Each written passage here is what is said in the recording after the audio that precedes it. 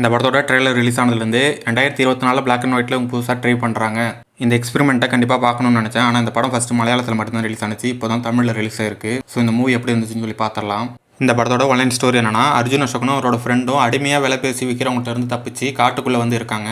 காட்டுக்குள்ளே இருக்கும்போது அவரோட ஃப்ரெண்டுக்கு ஒரு சம்பவம் நடந்தது. அதனால அர்ஜுன் அசோகன் காட்டை விட்டு வெளியில் ஓடி போகிறாரு. போகிற வழியில் பாழடைஞ்ச ஒரு பெரிய மாளிகையை பார்க்குறாரு. அந்த மாளிகைக்குள்ளே போகும்போது அந்த மாளிகையில் 2 பேர் இருக்காங்க, மம்முட்டியும் அவரோட சமையல்காரரும்.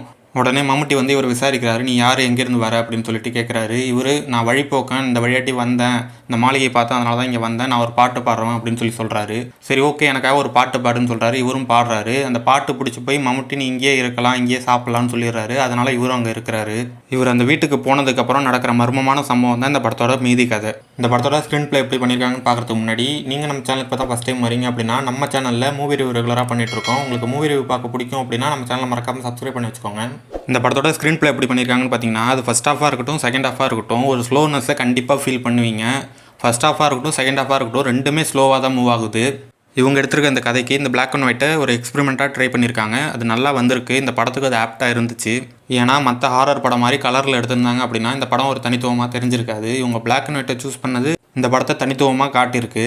இந்த படத்தில் மொத்தமே 5-6 கேரக்டர் தான் இருக்கும். அந்த 5-6 கேரக்டரை வச்சு ஒரு படம் எடுக்க முடியுமான்னு கேட்டிங்கன்னா அதுதான் இந்த படம். இந்த படத்தில் பர்ஃபார்மன்ஸை பொறுத்த வரைக்கும் மம்முட்டி அவரோட பர்ஃபார்மன்ஸை பற்றி சொல்லவே தேவையில்லை. ஒரு தரமான சம்பவத்தை பண்ணி விட்டு போயிட்டாரு.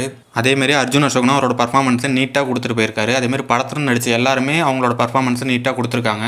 அதே போல் இந்த படத்தில் இருக்க இன்னொரு ப்ளஸ் பாயிண்ட் எதுன்னு கேட்டிங்கன்னா சவுண்ட் எஃபெக்ட் தான். சின்ன சின்ன சவுண்ட் எஃபெக்ட்லாம் ரொம்பவே நல்லா பண்ணியிருக்காங்க. இந்த படத்துக்கு அது ரொம்பவே ஆப்டாக இருந்துச்சு.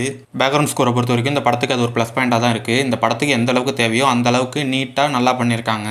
மொத்தத்தில் இந்த படம் எப்படி இருந்துச்சு, மலையாள சினிமாவில் இது ஒரு தரமான சம்பவமா அப்படின்னு கேட்டிங்கன்னா அதுக்கு 2 ஆன்சர் இருக்குது. படம் ஸ்லோவாக போனாலும் பரவாயில்ல, எனக்கு படம் நல்லா இருக்கணும்னு நினச்சிங்கன்னா இந்த படம் உங்களுக்கு கரெக்டாக இருக்கும்.